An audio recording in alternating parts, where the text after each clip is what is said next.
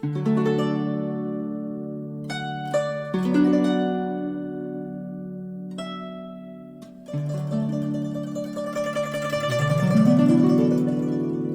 sexta parte de este estudio sobre la naturaleza humana de Cristo, y el estudio pasado, la quinta parte, tratamos la carta de Baker, eh, la cual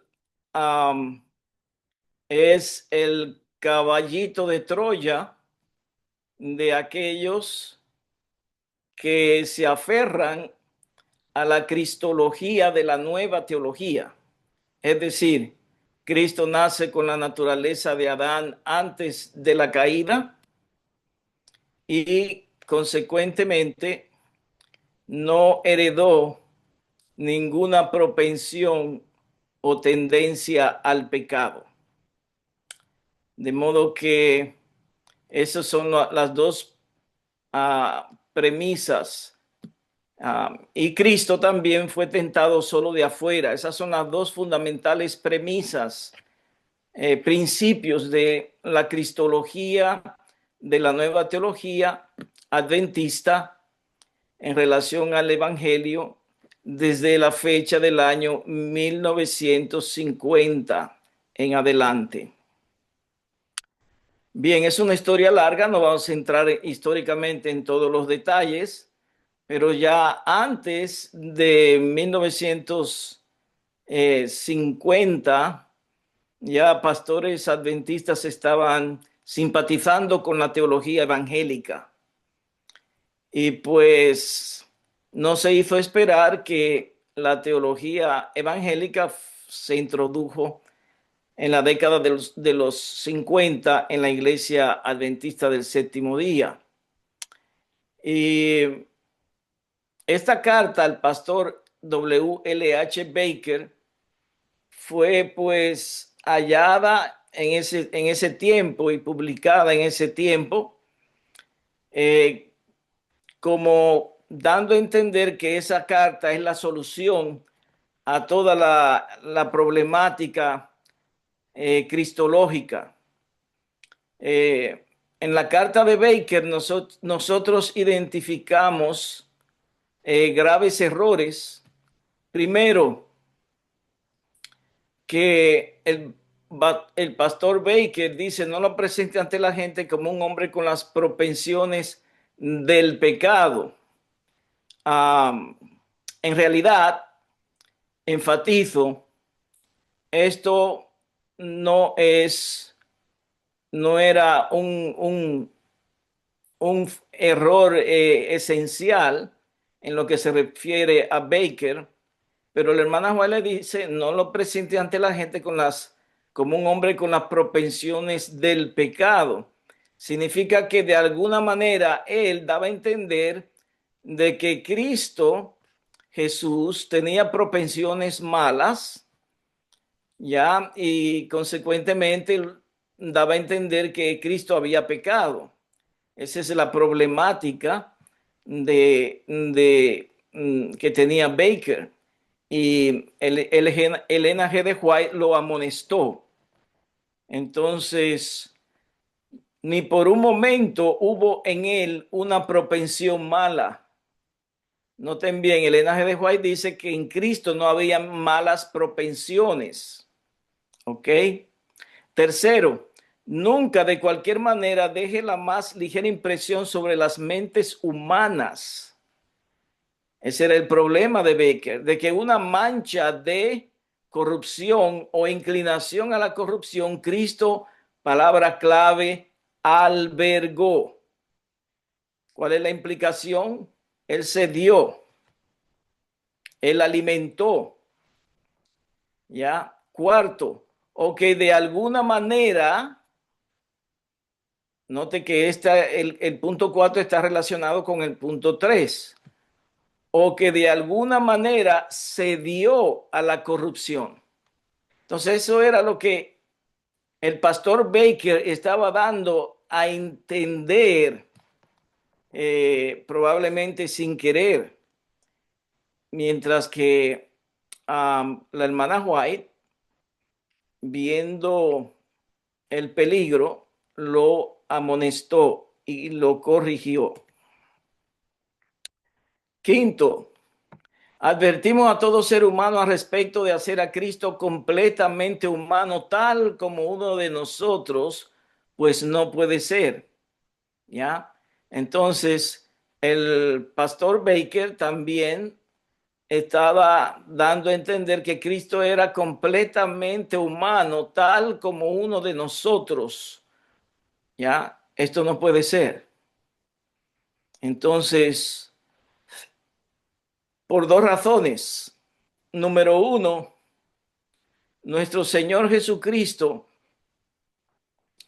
Él era completamente humano, pero no como nosotros, no como nosotros somos. ¿Ya? Porque Cristo, Él no albergó ninguna propensión mala. Nuestro Señor Jesucristo no cultivó ninguna tendencia al pecado.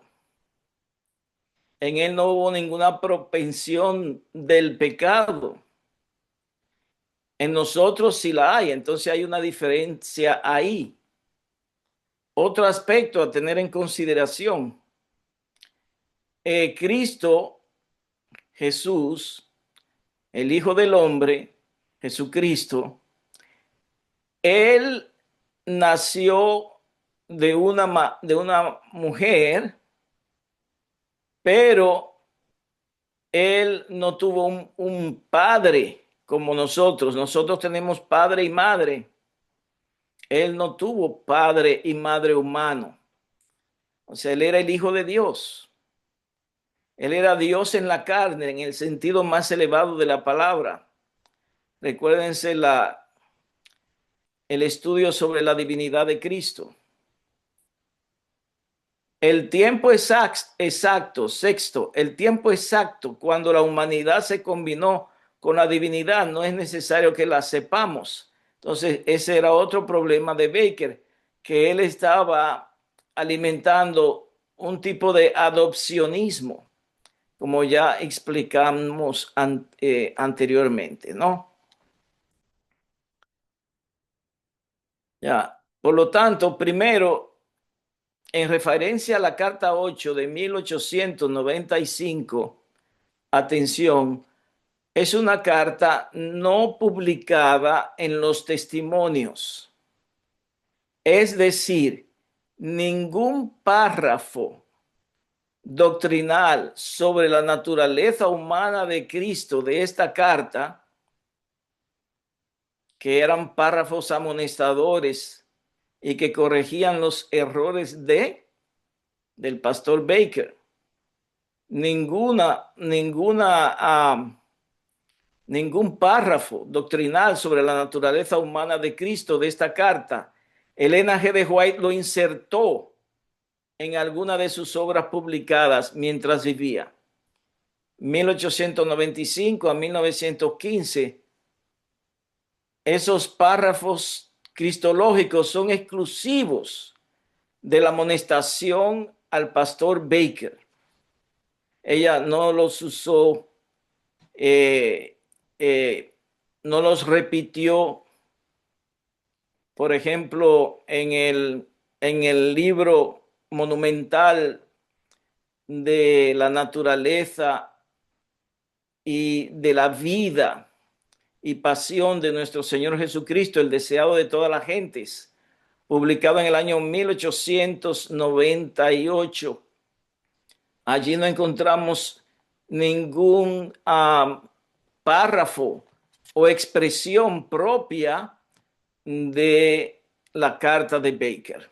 Segundo, Elena G. de White corrigió al pastor Baker al respecto de que Cristo tuvo, primero, propensiones del pecado, ¿ya? Las cuales la equiparó a propensiones malas, ¿ya? De modo que Cristo, Él no tuvo propensiones del pecado, es lo mismo que decir frutos, propensiones fruto de haber pecado, lo mismo que decir hábitos pecaminosos, lo que es lo mismo decir propensiones malas, lo que es lo mismo decir propensiones pecaminosas. Esto no había en el hombre Cristo Jesús porque él no pecó. Segundo, dar la impresión de que Cristo albergó una mancha de corrupción o inclinación a la corrupción. Esto Cristo no lo albergó en su mente y en su corazón. Y tercero, de que Cristo de alguna manera cedió a la tentación. Cristo no albergó ninguna tentación en su mente. Cristo no cedió a ninguna tentación que le asaltó su mente. ¿Ya? Tercero, muy importante, Waggoner, uno de los mensajeros del mensaje de 1888, el pastor E.J. Waggoner, enseñó y escribió en 1890 que Cristo al nacer asumió todas las debilidades y tendencias pecaminosas. Y Jones enseñaba y escribió en 1895 que todas las tendencias al pecado que están en la carne humana estaban en su carne humana. ¿Ya? Entonces esa era la enseñanza cristológica original del mensaje de 1888 auténtico. ¿Ya? Tanto Waggoner como Jones, ambos creían y enseñaban de que nuestro Señor Jesucristo heredó de su madre las tendencias naturales al pecado, ¿ya? Las debilidades al pecado. Como dice el apóstol, el pastor Jones, dice, todas las tendencias al pecado que están en la carne humana, entiéndase en la naturaleza humana, estaban en su carne humana, o es lo mismo que decir su naturaleza humana. Cuarto, desde 1888 hasta 1915, Elena G. de White no amonestó ni corrigió a Waggoner ni a Jones sobre sus creencias y doctrinas a respecto de la naturaleza humana de Cristo. Y si nunca les llamó la atención en este sentido, implica que ella estaba de acuerdo con ellos en este punto. Quinto, más tarde, en el año 1900, el pastor Wilcox escribió en la revista Signs of the Times. En ese año, él era el redactor de la revista y él escribió, ese cuerpo era su cuerpo de carne pecaminosa, tomado en el vientre de su madre virgen y teniendo dentro de sí mismo todas las propensiones, noten bien, al pecado que la carne de los hijos de Adán tiene.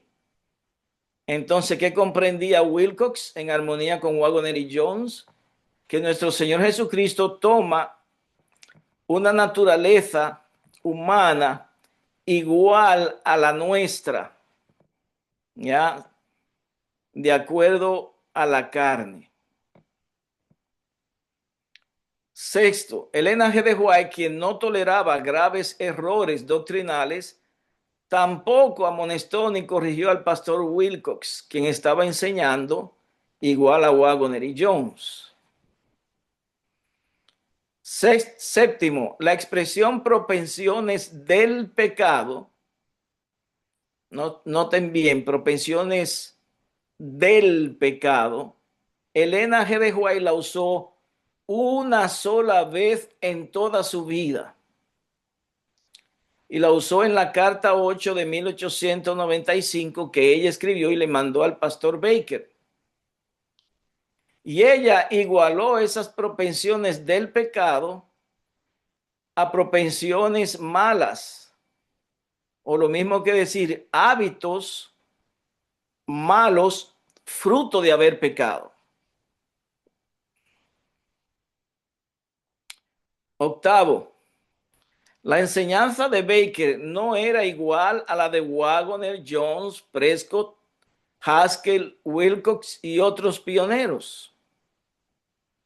Ya vimos bien clara la diferencia. Noveno, por lo tanto, atención, por lo tanto, usar la carta de Baker para enseñar que Cristo no heredó de su madre y de sus antepasados las propensiones o tendencias al pecado está fuera del contexto de esta carta de Baker. Porque el linaje de White no habla propensiones al pecado. Lo que ella corrige son propensiones del pecado.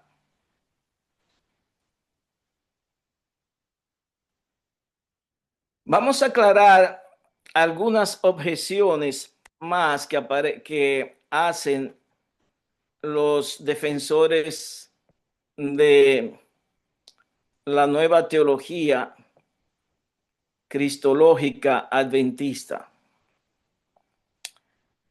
Cristo es el segundo Adán, por lo tanto, así como el primer Adán no tenía tendencias al pecado, el segundo Adán, Cristo Jesús, nació sin tendencias al pecado heredadas de sus ancestros. En 1 Corintios 15:45 dice, y así está escrito, el primer hombre, Adán, fue hecho un alma viviente, el postrer Adán, un espíritu vivificante. En la carta 8 de 1895 de Baker, extrayendo un párrafo de ahí que usan, dice, debido al pecado de Adán, su posteridad, la de Adán, su posteridad nació con propensiones inherentes de desobediencia. Pero Jesucristo era el unigénito Hijo de Dios. Aclaración de la objeción, de esta primera objeción. Primero, el apóstol Pablo hizo de Adán una figura del que había de venir, esto es Jesucristo. Entonces, Adán era una figura de Cristo. Segundo, Pablo no establece en Romanos y en Primera de Corintios una semejanza o igualdad entre el primer Adán y el postrer Adán o segundo Adán, como también se le llama, sino que establece un contraste o desigualdad. No son iguales, son diferentes, son opuestos el uno al otro. En 1 Corintios 15:45 dice, y así está escrito, el primer hombre Adán fue hecho un alma viviente, el postrer Adán un espíritu vivificante. Ahí comenzamos a ver la diferencia entre el primer Adán y el segundo Adán. ¿Ya? El primer hombre es de la tierra terrenal. El segundo hombre, que es el Señor, es del cielo. Entonces vemos cómo en Corintios Pablo establece desigualdad, diferencia, contraste El primer Adán salió de la tierra, hecho un alma viviente. El segundo Adán vino del cielo.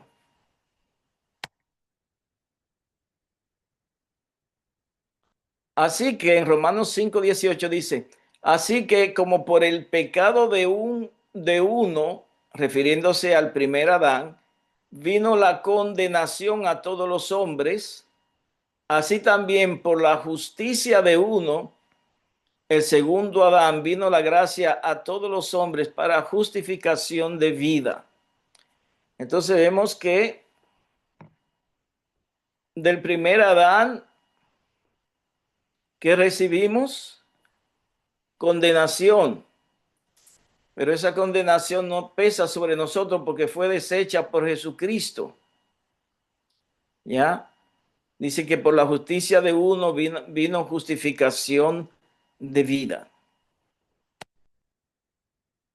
Así que aquí en esta tabla vemos una diferencia, un contraste, de acuerdo a Pablo, entre los dos Adanes.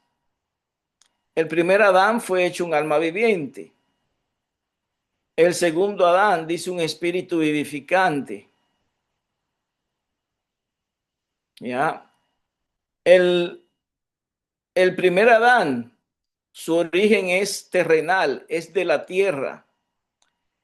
El segundo Adán dice que su origen es celestial, es del cielo.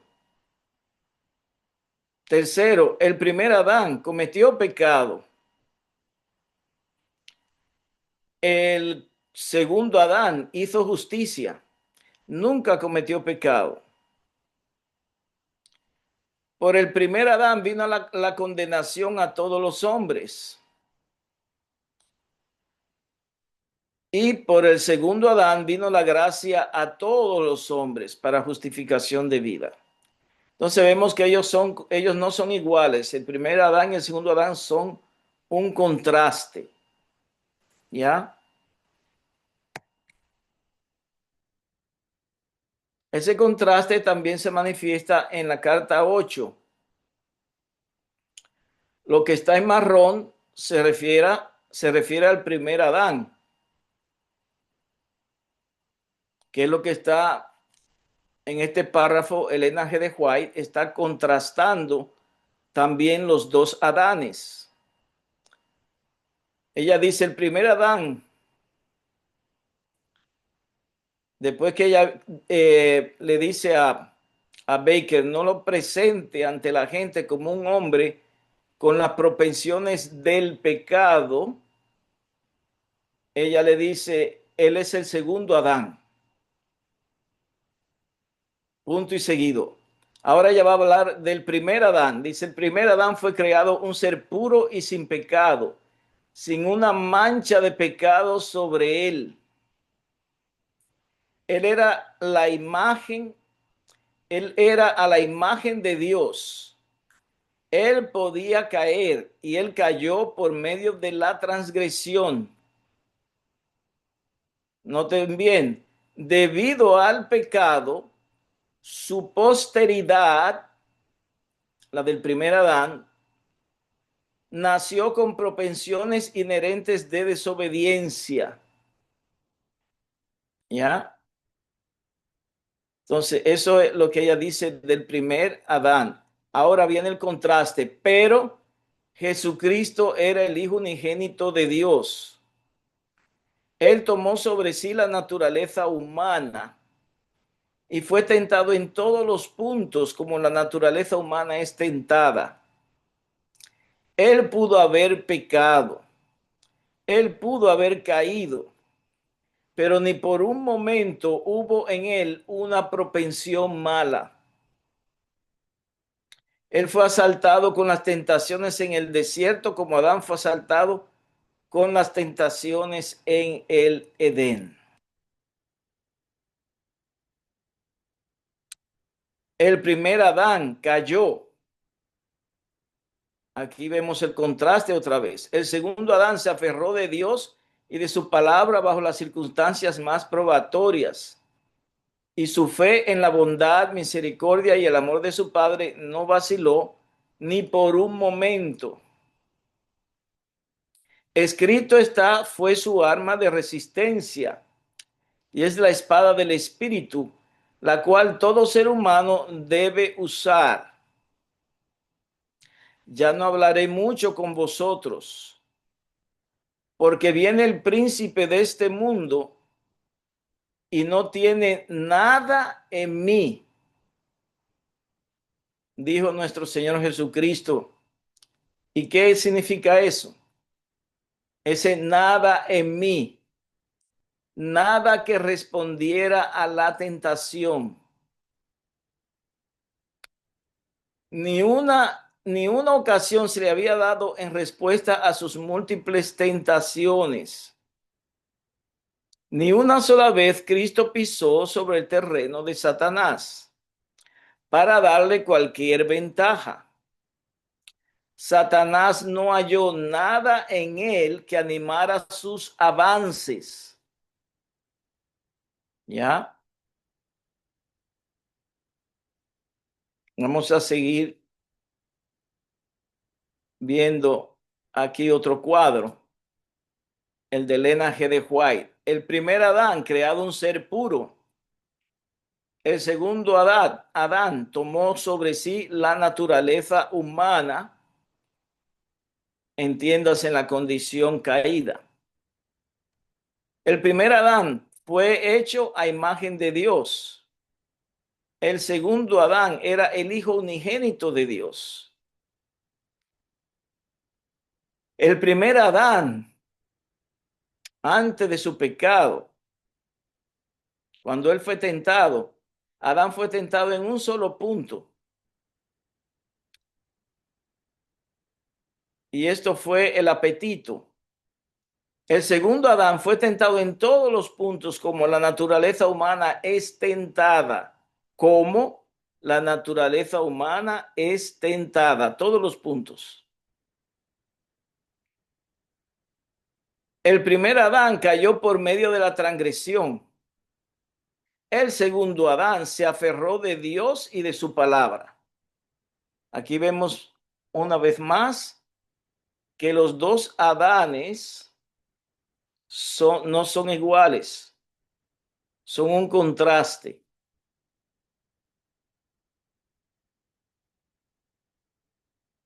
Conclusión de esta primera objeción.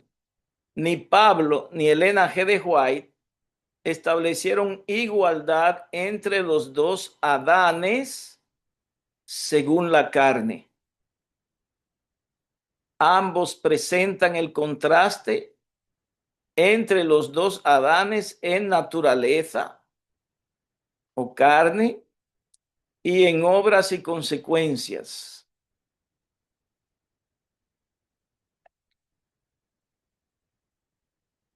Segunda objeción. Cristo nació con una naturaleza humana santa, sin tendencias al pecado. ¿Qué texto usan esas personas para hacer tal afirmación? Usan Lucas capítulo 1 versículo 35, donde allí nos dice: y respondiendo el ángel le dijo, el Espíritu Santo vendrá sobre ti y el poder del Altísimo te cubrirá con su sombra, por lo cual también lo santo que de ti nacerá será llamado el Hijo de Dios. Entonces, ellos usan esa parte y enfatizan que Cristo desde su nacimiento era, que Cristo desde su nacimiento era santo.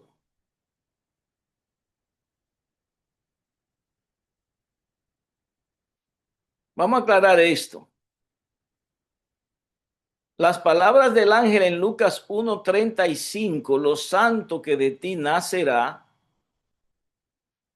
no enseñan que Cristo había habría de nacer con una naturaleza humana santa, o lo mismo que decir con carne santa? Pues, primero, en Romanos 8:3 dice, porque lo que era imposible para la ley, por cuanto era débil por la carne, Dios enviando a su Hijo en semejanza de carne de pecado, y a causa del pecado condenó el pecado en la carne. Entonces, Lucas y Pablo no se están contradiciendo, como ya veremos.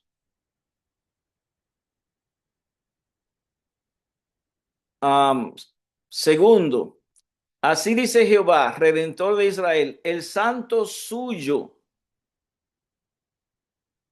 al menospreciado de los hombres, al abominado de las naciones, al siervo de los gobernantes. Verán reyes y se levantarán príncipes y adorarán por Jehová, porque fiel es, ¿quién? El Santo de Israel, el cual te escogió. ¿Cómo llamó el profeta Isaías a nuestro Señor Jesucristo? El Santo o el Santo de Israel. Y sabemos que ese habría de ser nuestro Señor Jesucristo, el Mesías.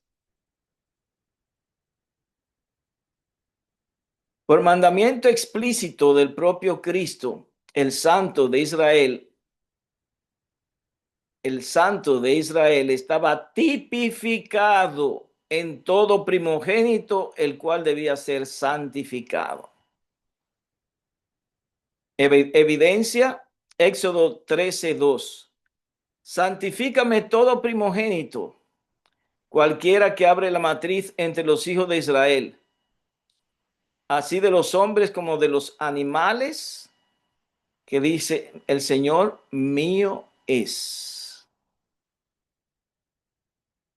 En Lucas 2:23, que es el contexto de Lucas 1:35, miren cómo escribió Lucas. Como está escrito en la ley del Señor, todo varón que abriere la matriz será llamado como santo al Señor. De modo que, por eso en Lucas 1:35, el ángel le dice, lo santo que de ti nacerá será llamado el Hijo de Dios. Por lo tanto, Lucas 1:35, lo santo que de ti nacerá se refiere, noten bien, primero a la naturaleza divina y misión mesiánica de Jesucristo. Y segundo, a la naturaleza moral o carácter santo que Jesucristo desarrolló durante sus 33 años de vida santa y sin pecado en la tierra. Por eso se llamaba el Santo. O sea, el título Lo santo que de ti nacerá profetizaba al respecto de la victoria de nuestro Señor Jesucristo sobre todas las tentaciones. Nota lo que escribió Elena G. de White en la revista Signs of the Times de enero 16 de 1896. La humanidad de Cristo es llamada lo santo. El registro inspirado dice de Cristo, Él no hizo pecado, Él no conoció pecado y en Él no había pecado. La humanidad de Cristo es llamada lo santo. El registro inspirado dice de Cristo, Él no hizo pecado, Él no conoció pecado y en Él no había pecado. Él era santo, inocente, limpio, apartado de los pecadores. Él habitó entre los hombres. Este testimonio concerniente a Cristo muestra claramente que él condenó el pecado en la carne. Entonces, el título lo santo o el santo, ¿no? Que de ti nacerá, ese ser santo, ¿a qué está refiriéndose? No está refiriéndose a que Cristo iba a nacer con carne santa o naturaleza humana santa. No, está en el contexto de sus tentaciones y de su victoria sobre el pecado. Ahí está el párrafo de Elena G. de White explicando el significado de el santo o lo santo. Dice, el registro inspirado dice que Cristo no hizo pecado, que no conoció pecado y que en él no había pecado. Él era santo, inocente, limpio, apartado de los pecadores. Este testimonio concerniente a Cristo muestra claramente que él condenó el pecado en la carne.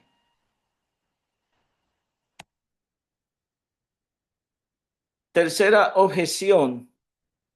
La naturaleza humana de Cristo no era igual a la nuestra, por lo tanto, él no heredó tendencias al pecado.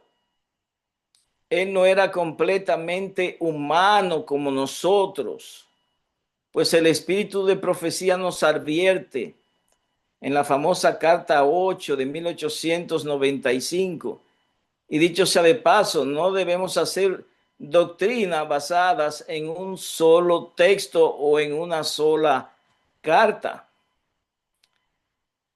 Lo que es revelado es para nosotros y para nuestros hijos, pero advertimos a todo ser humano al respecto de hacer a Cristo completamente humano, tal como uno de nosotros no puede ser. Cristo no tuvo un padre terrenal, número uno. Y número dos, Cristo nunca cedió al pecado, a la tentación. Nosotros sí, todos hemos cedido a la tentación y al pecado. Entonces, en ese sentido, no podemos hacer a Cristo completamente humano. Le dice Elena G. de White a Baker. Y esto es algo que también los que defienden la idea de que Cristo no heredó la naturaleza humana de Adán después del pecado, es decir, nuestra naturaleza, usan también esa partecita de la carta. Pero vamos a aclarar. Esas palabras no quieren decir que la naturaleza humana o la carne de Cristo no era completa, tal como la nuestra. Pues miren lo que dice en Mensajes Selectos, tomo 3, página 153. No podemos poner a Elena G. de White a contradecirse. Ella nunca se contradijo. Entonces, noten lo que dice ahí. Necesitamos comprender hasta donde sea posible la naturaleza verdaderamente humana de nuestro Señor. Lo divino y lo humano estaban uniéndose en Cristo y ambos eran completos. Es decir, Cristo Jesús tenía una naturaleza divina completa, combinada o unida a una naturaleza humana completa que le dio su madre María. ¿Ya? Entonces, esto que está aquí en la Carta 8 de 1895, de no hacer a Cristo completamente humano, no se refiere a la naturaleza o carne de Cristo que él heredó. Se refiere claramente al carácter, a la mente. Entonces, la mente de Jesús no era nuestra mente, no era nuestra mente, ¿ya? La mente de Jesús fue una mente santa, pura. Nuestras mentes son contaminadas, corrompidas. Hay un gran contraste. ¿Se contradice el espíritu de profecía? Lean ustedes ahí conmigo. La carta 8 de 1895, la cual, dicho sea de paso, es una carta peculiar, porque ningún texto de esa carta Elena G. de White lo volvió a usar para aplicar a otras enseñanzas sobre la naturaleza humana de Cristo. Entonces, advertimos a todo ser humano al respecto de hacer a Cristo completamente humano. Es decir, de padre y madre humanos. Dice ellos, eso no puede ser. ¿Ya? O de que él haya tenido una mente que haya cedido a la corrupción, como es el caso nuestro. Eso no puede ser tampoco. En lo que se refiere a la carne, la carta 69 de 1897 es bien clara, escrita 2 años después de la carta de Baker. Y dice Elena G. de White, necesitamos comprender hasta donde sea posible la naturaleza verdaderamente humana de nuestro Señor. Lo divino y lo humano estaban uniéndose en Cristo. ¿Y cómo eran ambos o ambas naturalezas? Completas. Por lo tanto, Elena G. de White no se contradice. La inspiración que proviene de Dios no es confusión. Las cartas dicen claramente lo que dicen, sin contradicción. El contexto de donde fue extirpado ese pequeño párrafo revelará que aquí no está refiriéndose a la naturaleza humana de Cristo, sino a quién era Cristo y cuál era su origen. Leamos con atención el párrafo completo de la carta 8. Estas palabras, las de Lucas capítulo 1 del 31 al 35, no son dirigidas a algún ser humano, excepto al Hijo del Dios infinito. Nunca de cualquier manera deje la más ligera impresión sobre las mentes humanas de que una mancha de o inclinación a la corrupción Cristo albergó o que de alguna manera se dio a la corrupción. Él fue tentado en todos los puntos como el hombre es tentado. Sin embargo, él es llamado el santo ser porque nunca pecó. Es un misterio que es dejado sin explicación a los mortales, que Cristo pudo ser tentado en todos los puntos, así como nosotros, y ser aún sin pecado. La encarnación de Cristo siempre ha sido y siempre permanecerá un misterio. Lo que es revelado es para nosotros y para nuestros hijos.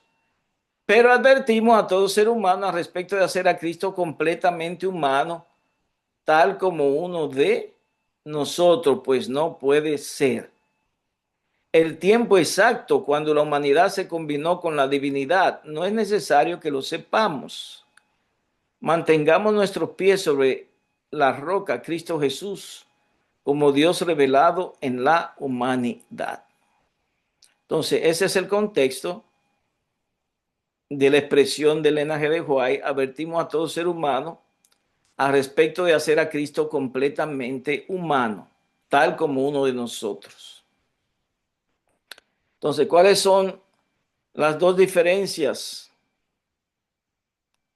de Cristo con nosotros. Número uno, que esas palabras de Lucas 31 al 35 no son dirigidas a algún ser humano, es decir, una persona nacida de padre y madre humanos. Dice que son dirigidas esas palabras al Hijo de Dios. Y número dos, ella claramente dice que Cristo fue tentado como somos tentados nosotros, pero él nunca pecó. Entonces, ahí está la diferencia entre Cristo y nosotros, y por eso en ese sentido y en ese contexto no debemos hacer eh, a Cristo completamente humano.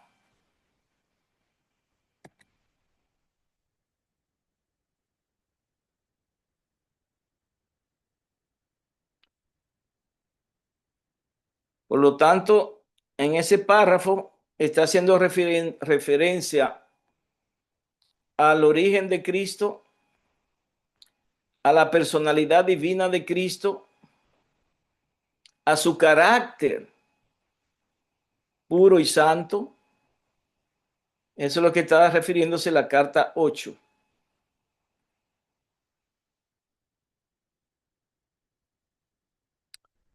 En la carta 69 de 1897, ella dice, necesitamos comprender hasta donde sea posible la naturaleza verdaderamente humana de nuestro Señor. Dice que tenía dos naturalezas completas, la humana y la divina. Y su naturaleza humana era naturaleza humana pecaminosa o caída. Y esa naturaleza humana pecaminosa y caída, ella trae inherente los efectos del pecado de Adán. Es decir, las propensiones al pecado, no las propensiones del pecado, propensiones al pecado o tendencias al pecado heredadas, debilidades de la carne heredadas, pasiones de la naturaleza humana, todo eso que está en la carne de nosotros estaba en la carne de Jesús. Pero él nunca le dio lugar a esa carne a que se manifestara.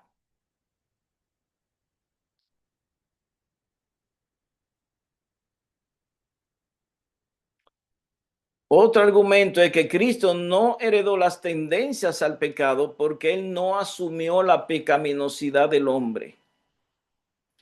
Y utilizan la carta 91 de 1900 que dice, venido el cumplimiento del tiempo, Cristo habría de ser revelado en forma humana. Él habría de asumir la posición de la cabeza de la humanidad al tomar la naturaleza, pero no la pecaminosidad del hombre. ¿Ok? Entonces la carta dice lo que quiere decir, no lo que nosotros queremos que ella diga. Y vamos a ver. Entonces la carta dice que Jesús fue revelado en forma humana, número uno. Número dos, dice que asumió la posición a la cabeza de la humanidad al tomar la carne humana o la naturaleza, pero no la pecaminosidad del hombre.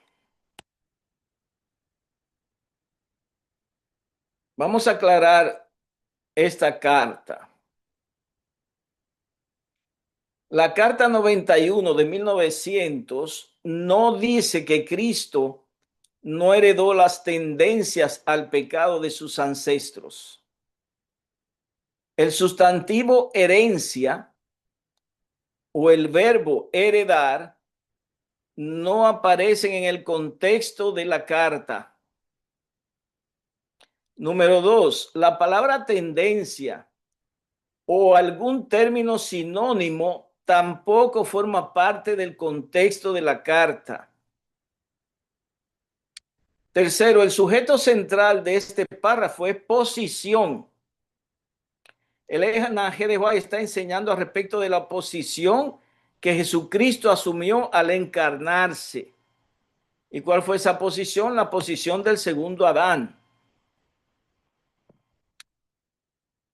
Cuarto, Elena G. de White enseña que Cristo asume la posición del segundo Adán, pero no participa de la pecaminosidad, es decir, la vida malvada, corrupta y depravada del hombre. La expresión en forma humana significa que Cristo era verdaderamente hombre en todos los aspectos de la naturaleza humana. Sexto, en la Biblia, después del pecado de Adán, no existe una persona que haya nacido con una naturaleza humana pecaminosa, pero sin tendencias al pecado heredadas. No existe ninguna. Porque como dijimos anteriormente y repetimos, las tendencias heredadas al pecado son inherentes a la naturaleza caída del hombre. ¿Ya? Salvo el dogma de la Inmaculada Concepción de la Virgen María. ¿Ya? Espero que comprendan lo que es el dogma de la Inmaculada Concepción. Que María, a fin de tener un hijo inmaculado, esto es nuestro Señor Jesucristo, ella tuvo que haber nacido como nació, de hombre y mujer, pero sin heredar las tendencias al pecado de sus padres y de sus ancestros. Es así como la teología católica romana filtra la naturaleza humana de Cristo, y en eso los evangélicos y los católicos, la teología católica y la teología evangélica están en armonía. Ambas enseñan que Cristo nació con una naturaleza humana sin heredar las tendencias al pecado o los efectos de la carne de pecado. Séptimo, consideremos dos declaraciones de la pluma inspirada respecto de la naturaleza humana de Cristo. La primera es la carta 35 de 1894. Esta carta fue escrita un año antes de la carta de Baker. Y noten lo que escribió Elena G. de White. Aquel que tomó la humanidad sobre sí mismo conoce justo cómo simpatizar con los sufrimientos de la humanidad. Él tenía la misma naturaleza como la del pecador, aunque él no conoció pecado, a fin de que él pudiera ser capaz de condenar el pecado en la carne y pudiera ser capaz de simpatizar con aquellos que estaban en las dificultades, peligros y tentaciones que asediaron su propio camino mientras él caminó con los hombres. Ellos deben obtener ayuda así como él mismo la obtuvo a través de una conexión vital con Dios. Entonces, ¿qué dijo la hermana White en 1894? Él, refiriéndose a Jesucristo, tenía la misma naturaleza como la del pecador. Entonces no había diferencia de acuerdo a la carne, no había la mínima diferencia entre la naturaleza de Jesús humana y la naturaleza humana nuestra. Dice que tenía la misma naturaleza como la del pecador. ¿Cuál es la diferencia? Él no conoció pecado, nosotros hemos conocido pecado. Él desarrolló un carácter santo, justo y perfecto. Nosotros desarrollamos una mente incorrupta y corrompida. ¿Ya? Ahí está la diferencia. Pero la naturaleza humana de Cristo era tu misma naturaleza, de acuerdo a la carne.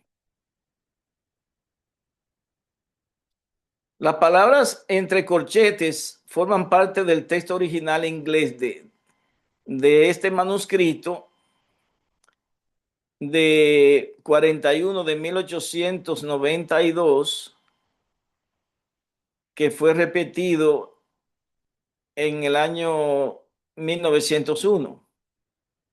Dice así: la divinidad y la humanidad se unieron en Cristo, el creador y la criatura. La naturaleza de Dios, cuya ley había sido transgredida, y la naturaleza de Adán, como lo llamó la hermana White, el transgresor. Dice, en el texto, en Exaltada a Jesús, dice, se conjugaron, pero mejor expresado es se encontraron en Jesús, el Hijo de Dios y el Hijo del hombre. ¿Ya?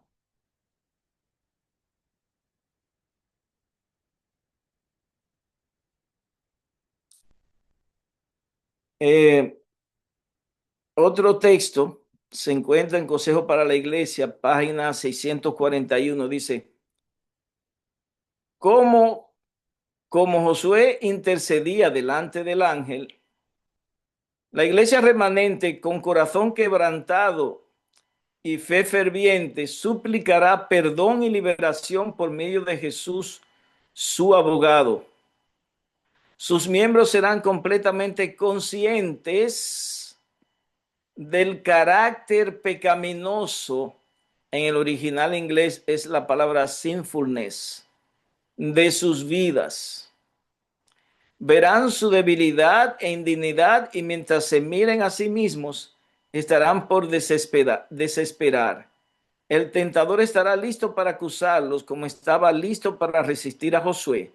Señalará sus vestiduras sucias, su carácter deficiente. Entonces, en ese sentido, no podemos hacer a Cristo igual a nosotros. Él no tuvo un carácter pecaminoso o lo mismo que decir sinfulness. ¿Ya?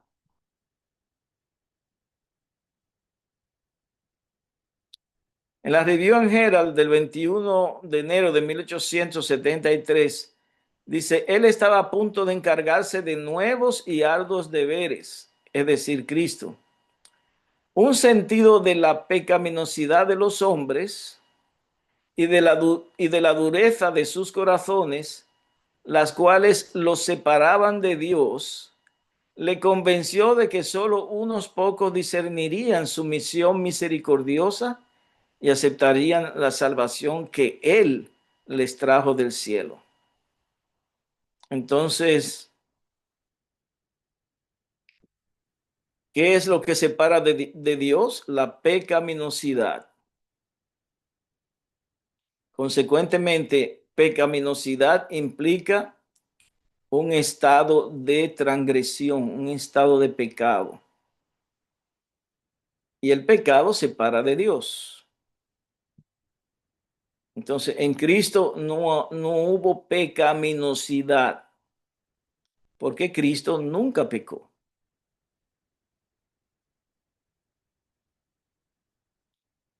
Ahí está el texto en inglés, original en inglés, y abajo la traducción. En él no había engaño o pecaminosidad. Él fue siempre puro e inmaculado.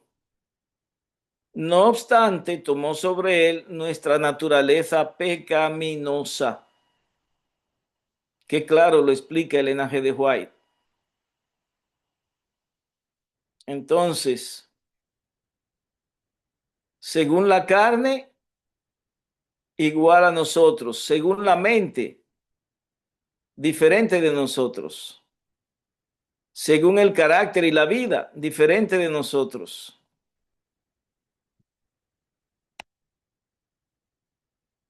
Vamos a ver otra objeción, y siempre es lo mismo, solo que puesto de otra manera. Cristo no heredó las tendencias pecaminosas de su madre ni de sus ancestros, pues él dice de sí mismo que el príncipe de este mundo viene y nada había en él, nada tenía en él. Y citan Juan 14:30, ya no hablaré mucho con vosotros porque viene el príncipe de este mundo y no tiene nada en mí. ¿A qué se refería nuestro Señor Jesucristo cuando él dijo estas palabras? Viene el príncipe de este mundo y no tiene nada en mí. Se está refiriendo a que a las tendencias al pecado heredadas, o se estaba refiriendo a propensiones del pecado, o a lo mismo que decir al pecado, a la corrupción. Vamos a ver. Deseado de toda la gente, página 98. Viene el príncipe de este mundo, dice Jesús, mas no tiene nada en mí. Noten bien qué dice Elena G. de White, qué implican esas palabras. No había en él nada que respondiera a los sofismas de Satanás. ¿Qué quiere decir esto? Que en Cristo no había ningún hábito pecaminoso, que nunca él se dio a la tentación, que en él no habían propensiones del pecado.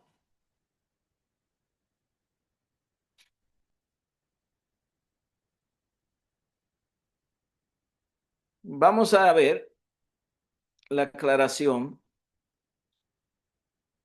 La frase de la Biblia, no tiene nada en mí. La del espíritu de profecía, no había nada en él que respondiera a los sofismas o tentaciones de Satanás. Esto no significa que Cristo no heredó las tendencias al pecado de su madre o o las pasiones de la carne o las debilidades de la carne o las propensiones al pecado, pero significa, atención, que en él no había ningún pecado o hábito pecaminoso que le diera a Satanás ventaja. Estudiemos las evidencias que confirman esta explicación. El deseado de toda la gente, página 98. Viene el príncipe de este mundo, dice Jesús, mas no tiene nada en mí. No había en él nada que respondiera a los sofismas de Satanás, es decir, a las tentaciones de Satanás. ¿Por qué? El punto y seguido lo explica. Él no consintió en pecar, ni siquiera por un pensamiento cedió a la tentación. Así también podemos hacer nosotros. Número uno, ¿por qué Satanás no halló nada en Cristo? Porque Cristo no consintió en ceder a la tentación, ni siquiera por un pensamiento. Y dice Elena G. de White, lo mismo puede suceder con nosotros. Entonces, la expresión "mas no tiene nada en mí" no se está refiriendo a su naturaleza humana o a su carne. Y como ya hemos explicado, la carne de pecado o la naturaleza humana pecaminosa, ella trae inherente a ella y no se pueden separar, no se puede quitar. ¿Qué trae la carne de pecado inherente a ella? Las tendencias o propensiones al pecado, las pasiones humanas, las debilidades de la carne. Todo ese paquete propio de la naturaleza humana caída estaba en la carne de nuestro Señor y Salvador Jesucristo. Pero él no consintió en pecar. Por lo tanto, él podía decir, mas no tiene nada en mí.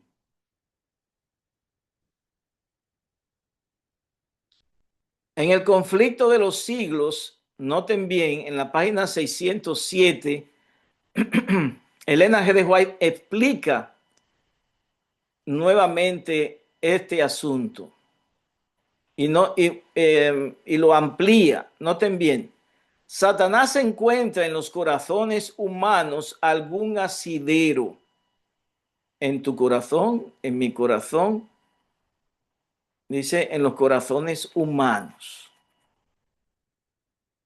Dice, encuentra algún asidero en que hacerse firme.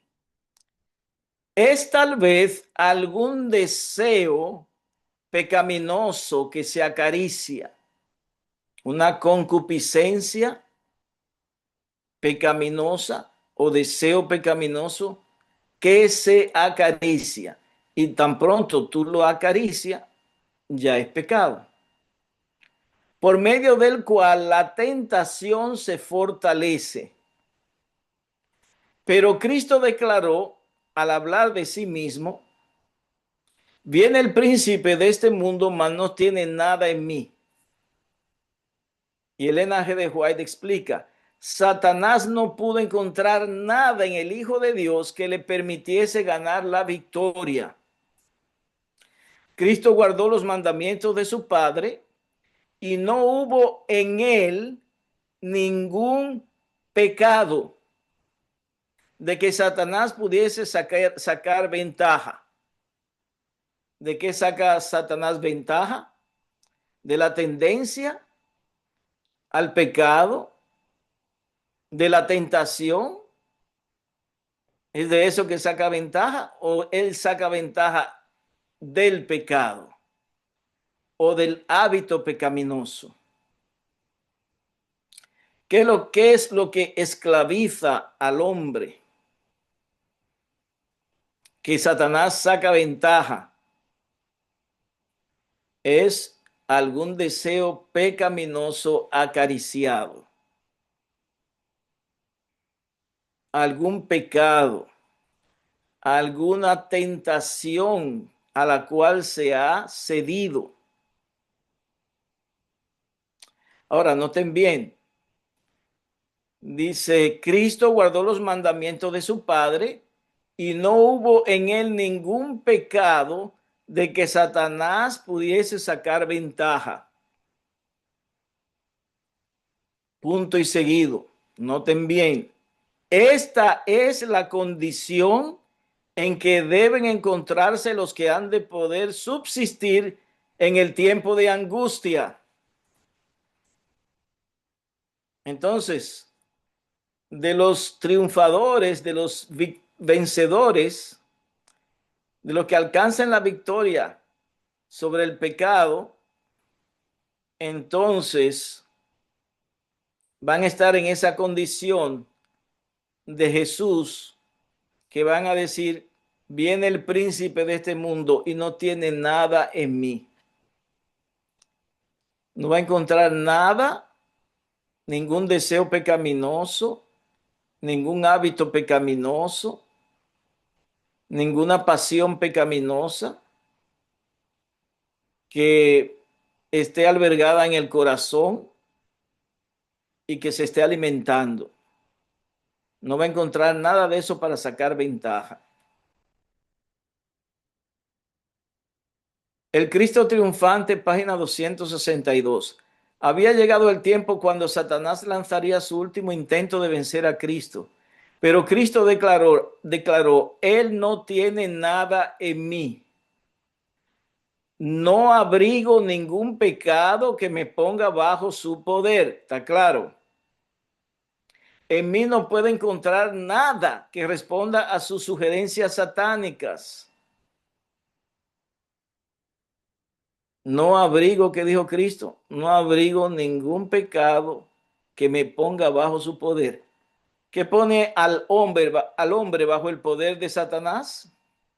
Abrigar algún deseo pecaminoso, ceder a la tentación, acariciar la, la concupiscencia en la mente.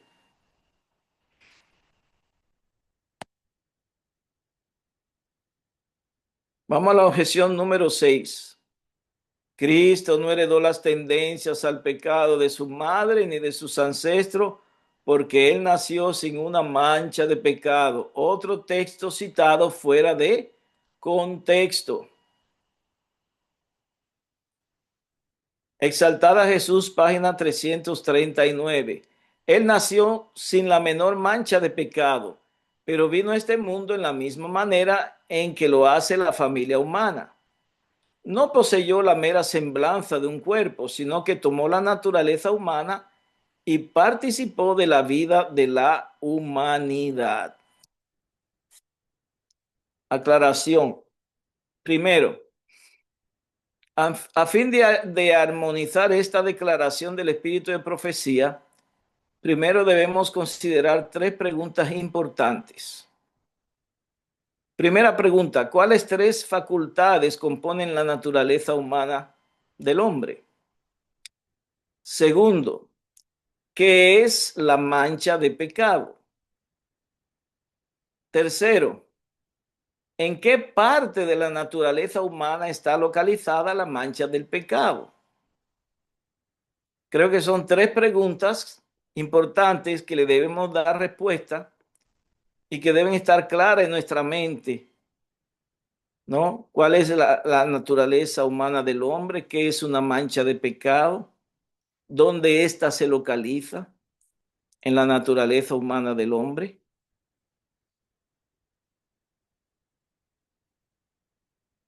¿Cuáles tres facultades componen la naturaleza humana? Y el mismo Dios de paz os santifique enteramente y que todo vuestro espíritu y alma y cuerpo sean guardados irreprensibles para la venida de nuestro Señor Jesucristo. Primera de Tesalonicenses, capítulo 5, versículo 23. Conducción del niño, página 37. La naturaleza del hombre es triple y la educación recomendada por Salomón comprende el recto desarrollo de las facultades físicas, intelectuales y morales. Entonces, esas son las tres grandes divisiones de la naturaleza del hombre. ¿Eh? La facultad espiritual, la facultad moral y la facultad física. ¿Ya?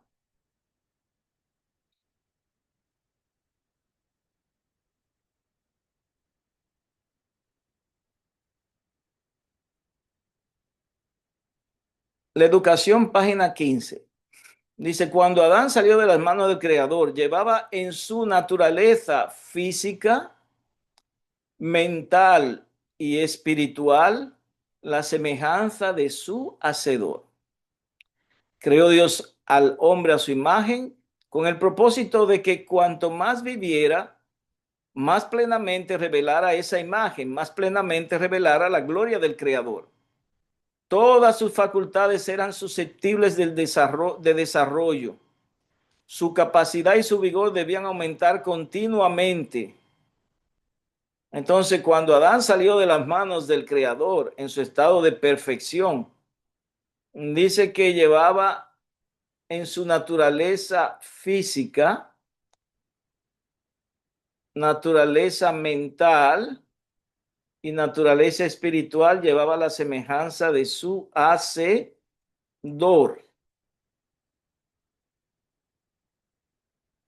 Entonces, en lo que se refiere a la naturaleza del hombre, ya está claro que está compuesta de tres aspectos y que es una naturaleza triple. Ahora, tercero, ¿qué es la mancha de pecado? La palabra mancha en su significado teológico significa efectos o consecuencias fruto de haber cometido pecado. Es la secuela del pecado. Leamos. El Ministerio de Curación, página 357. El valor infinito del sacrificio requerido para nuestra redención pone de manifiesto que el pecado es un tremendo mal que ha descompuesto todo el organismo humano, pervertido la mente y corrompido la imaginación. El pecado ha degradado las facultades del alma. ¿Ya? Las tentaciones del exterior hallan eco en el corazón y los pies se dirigen imperceptiblemente hacia el mal. Entonces,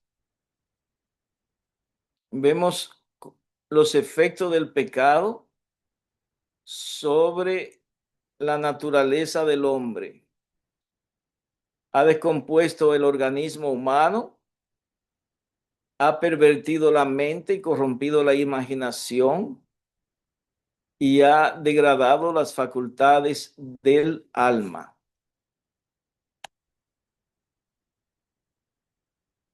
Ahora, ¿en qué parte de la naturaleza humana residen las manchas del pecado?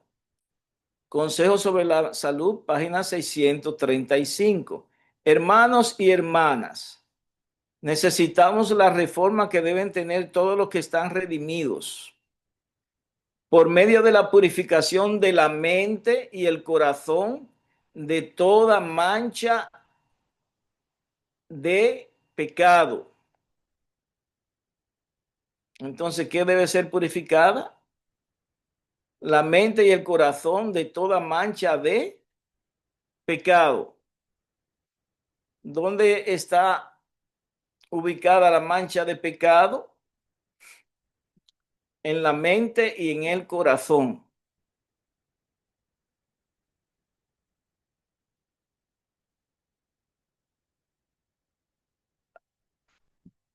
Quinto, ¿a qué aspecto de la naturaleza humana de Cristo se refiere el texto? La naturaleza humana de Cristo era como la nuestra, y él padecía el sufrimiento de en forma más profunda, pues su naturaleza espiritual estaba libre de toda mancha de pecado. Su aversión al sufrimiento era proporcional a la severidad de éste. Deseaba liberarse del sufrimiento como cualquier otro ser humano. Entonces, ¿cómo se encontraba la naturaleza espiritual de Cristo? Dice, su mente libre de toda mancha de pecado.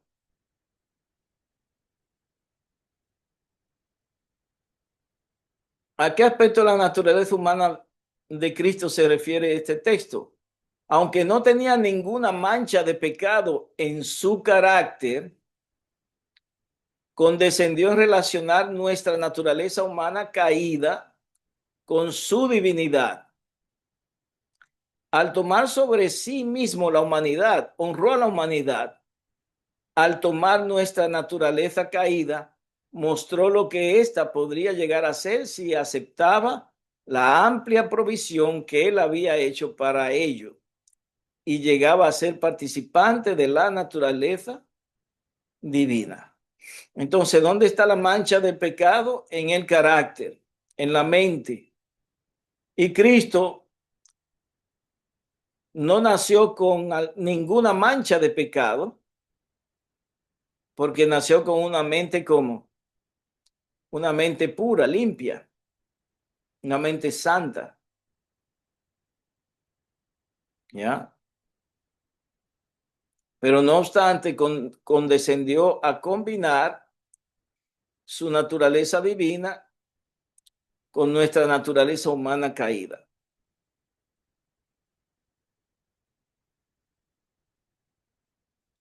Exaltar a Jesús, página 339. Su naturaleza era sin mancha de pecado.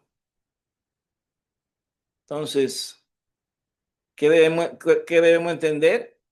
Su mente, su carácter, su vida eran sin mancha de pecado. Eso es lo que quiere decir ese texto. No se está refiriendo a su carne. Si leeríamos, su carne era sin mancha de pecado, entonces, ¿cuál es la implicación? Que él nació con la naturaleza humana de Adán antes de la caída. Segundo, nació con carne santa. Y consecuentemente, tercero, él no heredó de su mamá ni de sus antepasados ninguna propensión al pecado. Pero no es eso lo que dice el texto. Dice, su naturaleza era sin mancha de pecado, entiéndase ya su carácter. Aunque no tenía ninguna mancha de pecado en su carácter, condescendió en relacionar nuestra naturaleza humana caída con su divinidad.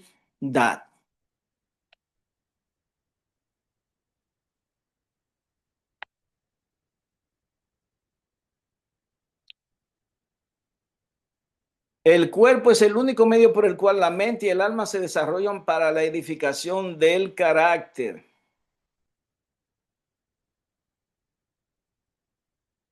Dice que las propensiones de nuestra naturaleza física acarrean cierta ruina, ciertamente ruina y muerte, si ellas son albergadas, si son acariciadas, si se cede a ellas.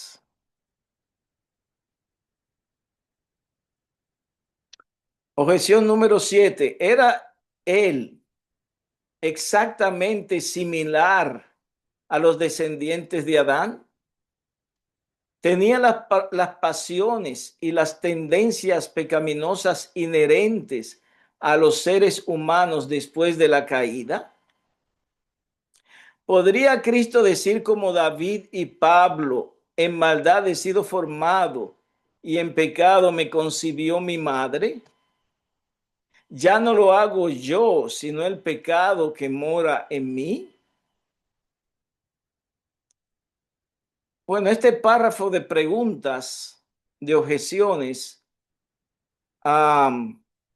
necesitamos desatar este nudo. Primero, esta objeción es formulada en formato de 3 preguntas, las cuales analizaremos y le daremos respuesta individualmente. La primera, ¿era él, es decir, Jesucristo, exactamente similar a los descendientes de Adán? Ahora comenzamos a responder esa primera pregunta. Juan 1:14, y el verbo fue hecho carne y habitó entre nosotros, y vimos su gloria, gloria como del unigénito del Padre, lleno de gracia y de verdad. Entonces, ¿qué dice? ¿Qué enseña Juan, el Evangelio de Juan? El verbo fue hecho carne. Segundo, y la palabra carne, yo pienso que los hermanos deben entenderla en su debido contexto, que se refiere a carne humana pecaminosa, o a lo mismo que decir naturaleza humana pecaminosa. Hebreos 2:11 y 14, porque el que santifica y los que son santificados de uno son todos, por lo cual no se avergüenza de llamarlos como hermanos. Así que por cuanto los hijos participaron de carne y sangre, él también participó de lo mismo, para destruir por medio de la muerte al que tenía el imperio de la muerte, esto es, al diablo. Entonces, ¿de qué participó Jesús? De carne y sangre. Carne y sangre significa naturaleza humana caída o pecaminosa. Y dice el apóstol, él también participó de lo mismo. Filipenses 2:6-7, el cual siendo en forma de Dios, no tuvo por usurpación el ser igual a Dios, sino que se despojó a sí mismo, tomando forma de siervo, hecho semejante a los hombres. Entonces, aquel que se encontraba en forma de Dios, se despojó a sí mismo tomando forma de siervo, hecho semejante a los hombres.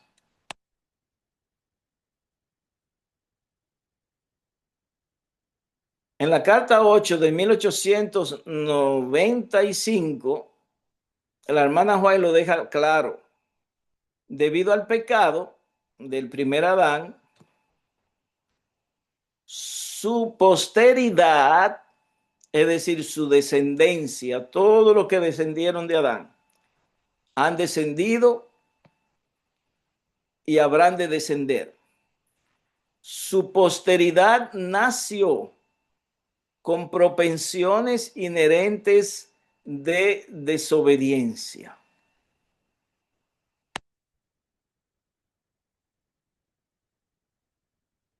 De modo que Cristo nació como con propensiones inherentes de desobediencia, o lo mismo que decir propensiones inherentes al pecado.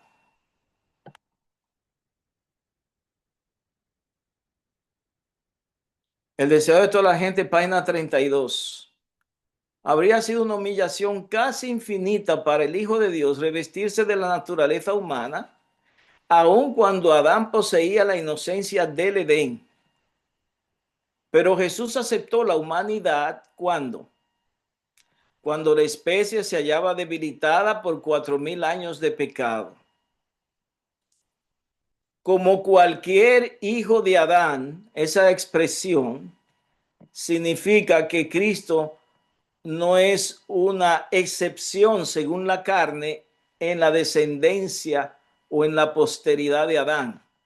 Como cualquier hijo de Adán, aceptó los efectos, en el original dice, de la operación de la gran ley de la herencia.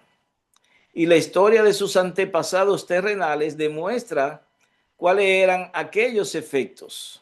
Mas él vino con una herencia tal para compartir nuestras penas y qué más, y tentaciones. De otra manera, él no puede compartir nuestras tentaciones. Pero sobre todo dice, y dejarnos el ejemplo de una vida sin pecado. Si Cristo no viene con una herencia tal cual la nuestra, compartiendo nuestras penas y tentaciones, entonces Él no podría ser nuestro ejemplo.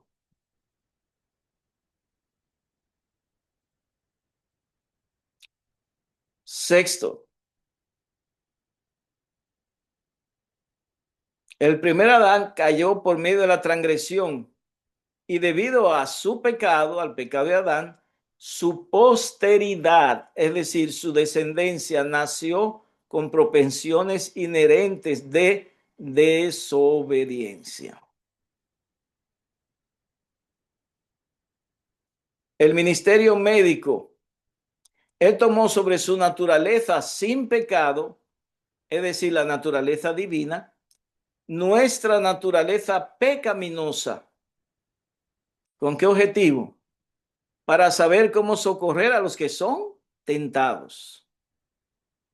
Entonces, si Él no toma nuestra naturaleza pecaminosa, Él no hubiera podido saber cómo socorrernos. Es un misterio, pero así está escrito, así está revelado.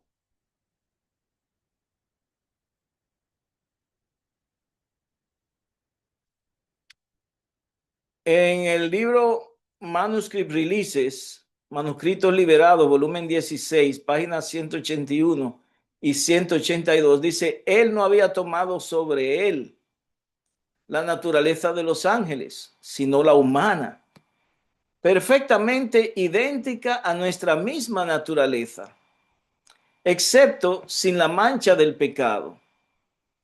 Un cuerpo humano, una mente humana con todas sus propiedades peculiares. Él era hueso, cerebro y músculos, un hombre de nuestra carne. Él estuvo rodeado de la debilidad humana. Él tenía razón, conciencia, memoria, voluntad y las afecciones del alma humana, la cual estaban unida a su naturaleza divina. Entonces, es claro que según la carne, nuestro Señor Jesucristo tenía la mismísima naturaleza humana caída que nosotros tenemos.